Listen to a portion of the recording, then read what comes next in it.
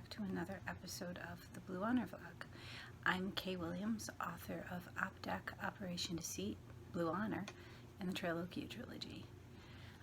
Today I'm going to read to you from the first one, Blue Honor.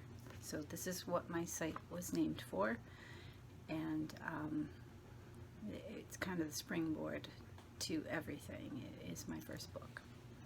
So this is a Civil War drama, United States Civil War, and it goes over the federal side of things, not the southern.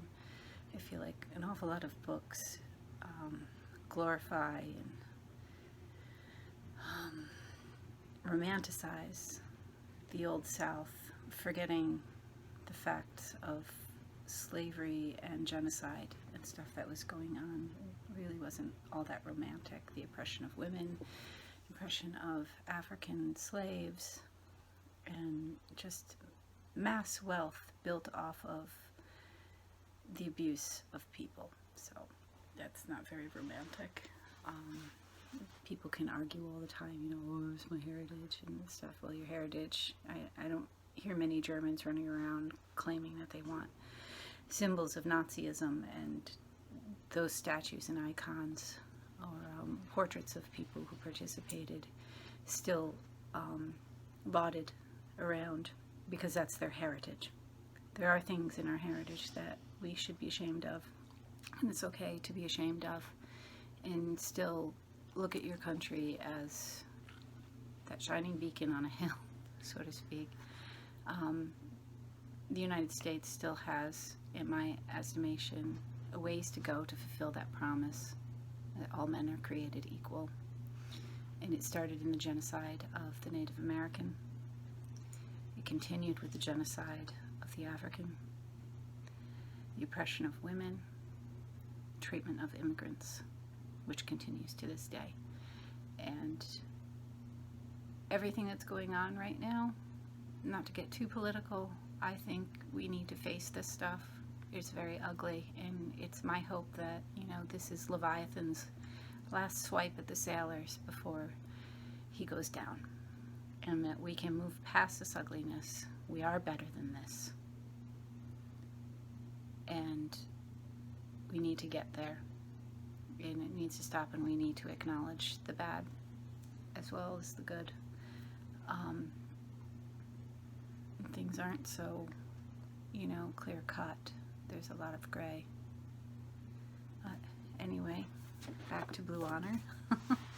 So I'm going to read to you a little bit of the first chapter so you can kind of get a feel for the book. So this is a Victorian era novel, and I tried to write it hearkening back to those styles, etc. So the way that the chapters are broken out, the way that it's broken out entirely kind of reflects that in a way, as well as the use of the language, etc. So let's get started. Chapter 1, Beginnings. Vermont countryside near Montpelier, summer 1857.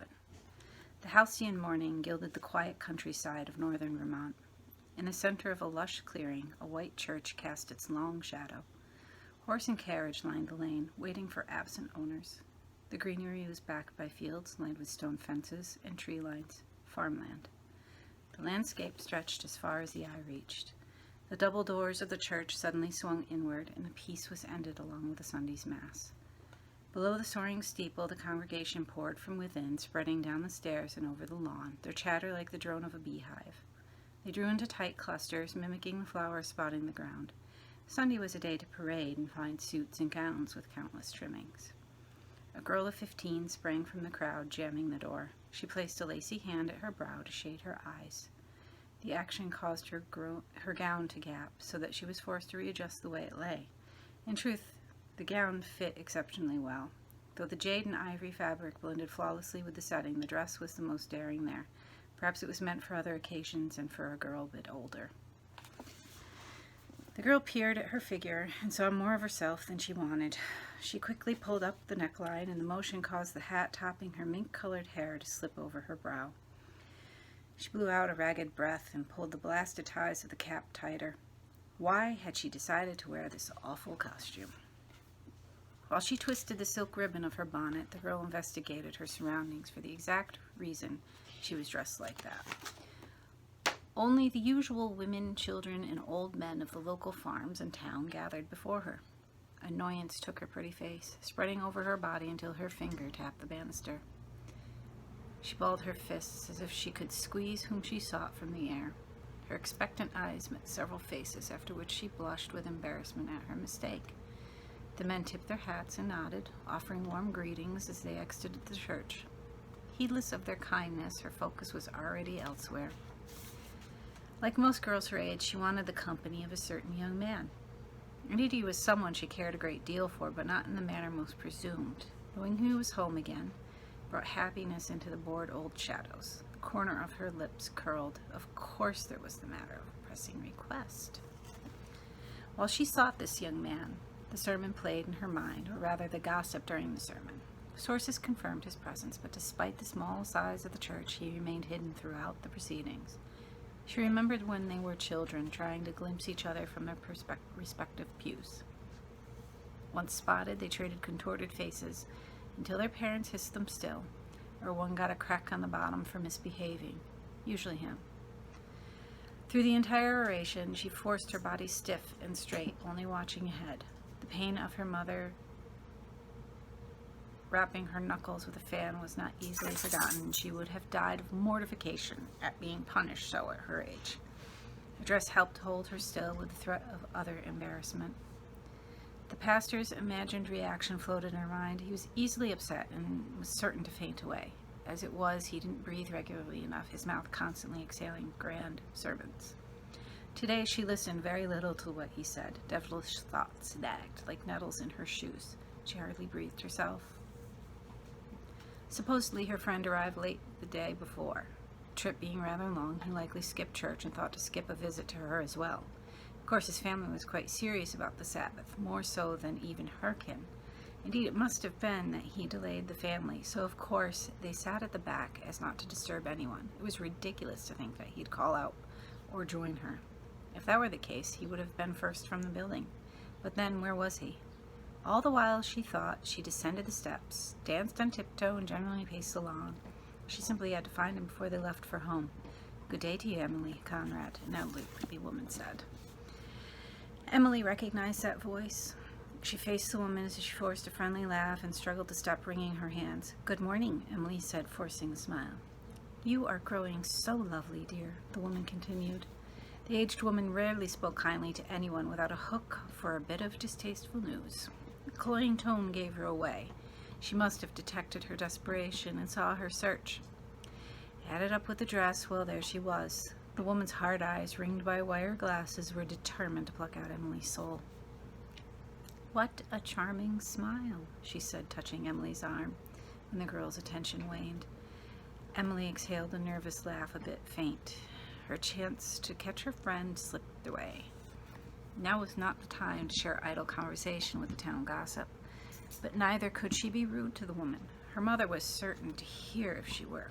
Emily stammered. Nothing came to mind but what she really wanted to say. Emily peered past the woman's enormous hat. The woman moved with her. She really wanted that bit of saucy news. If Emily lingered, she was sure to get something to twist up for the townspeople. "Yes, thank you, Mrs. Handel. What a lovely hat," Emily said. "Oh, you are such a dear," the woman said, adjusting the wide brim. "Have you seen my parents? I'm afraid we've been separated. Must not delay them. They're awfully busy on the farm, as you know." "Excuse me," Emily said hurriedly. Mrs. Handel struggled for a response this time. Emily was free once more to study the congregation, engaged in separate chats. A few laughed, and some even greeted her. Anxiety twisted her features and made her insides ache with dreadful intensity. He was not to be seen that day. After all the time they spent as children, it hurt that he did not make sure to see her. His absence was long, and though they were unable to keep in contact due to her mother's principles, surely he did not forget her. Emily walked the brick path from the church to the roadside. Daylight brightened even as her spirits darkened. The spring breeze blew last fall's leaves across her path. She watched them go as if she saw a terrible omen in their erratic flight. She shivered, wishing for a shawl to warm her shoulders. Emily stepped into the road, hoping to spy the right horse and cart. There were too many, preventing a clear view. Her hope drifted off with leaves. Her impressive determination profited nothing. Lifting her chin, Emily choked back her frustration. Someone always watched from somewhere. Crying just fed wild stories. Pivoting on her heels, Emily disguised her disappointment with boredom. The wind blew again, and this time it was a whisper in her ear. If he's here, she prayed, God, let him appear right now. Every desperate thread of hope begged fate. Then it happened to her open-mouthed astonishment. The last tenants of the church exited with the pastor. The first was a man, older by many years and comparatively threadbare. The next was a young man, immaculately clothed in a cadet's uniform, whose head gleamed like ebony.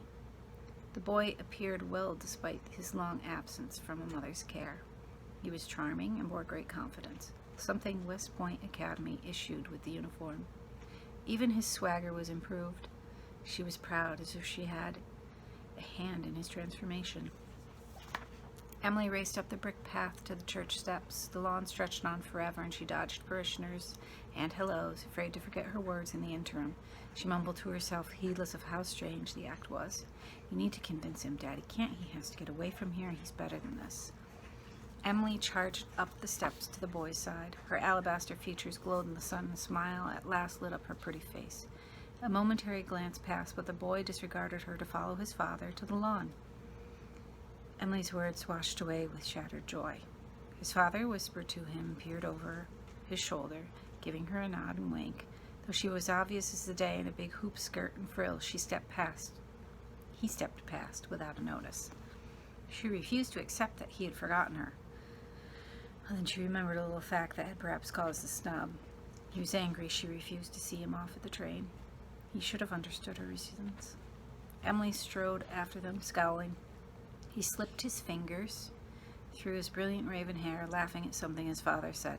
Was it about her? The old man looked at her again, but said nothing. She stopped, realizing how she was behaving. Her eyes moved from side to side. Her pursuit was giving credence to the rumors about them being sweet on one another. Sire lowered his head to listen to something his son said. The old man touched his graying whiskers, a feature that had been there for as long as Emily remembered. They eyed the congregation warily. What did they speak of that worried them so? Evan Howell, Emily cried at the ill-mannered lout. She would be just as rude if that is what it took. Evan faced her, wary at that tone with which he was addressed. She raised an eyebrow when he stared. She crossed her arms to mock him. His eyes ran the length of her while he touched his shaven chin and squinted. Did he honestly not recognize her? He laughed, switching his attention between his father and her. Mr. Howell nodded, chuckling at his son's surprise.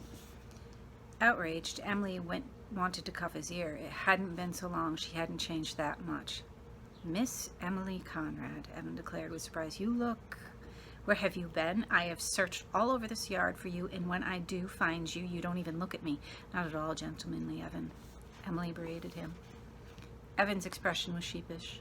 He rubbed his hand on the back of his neck, unable to answer for himself. Emily gave her attention to his father before he answered. Hello, Mr. Howell. How are you and your wife today? She asked with a much warmer tone. I'm just fine, Em. And you? Mr. Howell asked, quite amused with how she handled his son so adeptly at her age. She convinced him more that she'd make a good wife for his son. Sounding somber, he continued, Mrs. Howell stayed home with Davy today. He wasn't so well this morning. Oh, do you want me to come around to give Mrs. Howell a rest? She said, concerned. That won't be necessary, dear, but thank you. You've been a gifted nurse to him. He nodded to her. His weathered features grayed with pain. He removed his hat and ran a hand through his gray-dusted hair and laughed off what bothered him. Well, I'll leave you two young people to catch up. Your parents still here, Em? Yes, Mr. Howell. Over there, Emily answered, sorry about the Howell's younger son. Emily pointed to the affluent pair who guarded a white oak. Stuart Conrad presented the storybook gentleman farmer, their town thought him. A head of white hair, mutton chops framed his laughing pink face as he enjoyed the company of the preacher. The way he wore his clothing was impeccable, from a pocket watch connected to his rich green waistcoat, to his splendid pewter-colored jacket. A fine hat of matching silk topped his head. He turned his body while he tucked his watch away. When he put his hands behind his back, his protruding belly showed. Emily filled with pride over him. She loved her father more than anyone in the world. Beside him was Emily's mother, Margaret. They married 23 years ago at this church and existed under mysterious circumstances for the first 4 years. During the time they lived at the dairy, the pair bore 2 children. Emily was the second. Some said Mrs. Conrad bore other children, but they had died early on. Emily never found any evidence to prove such a thing. Emily shifted on her feet, distracted by her mother. Her fine gown made Emily uncomfortable in her own once again. The pastor spoke. Her mother's head bobbed beneath a cumbersome hat.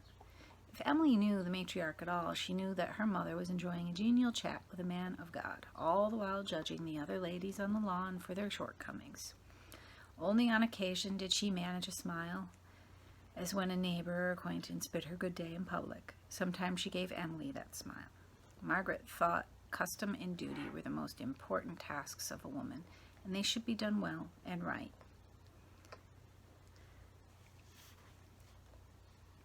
Emily didn't care what it was, for it hampered her life a great deal.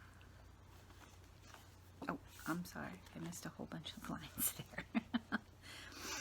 Mrs. Conrad, therefore, was an ideal of refinement for many. Some believed it came from her upbringing in one of New York's most socially mobile families.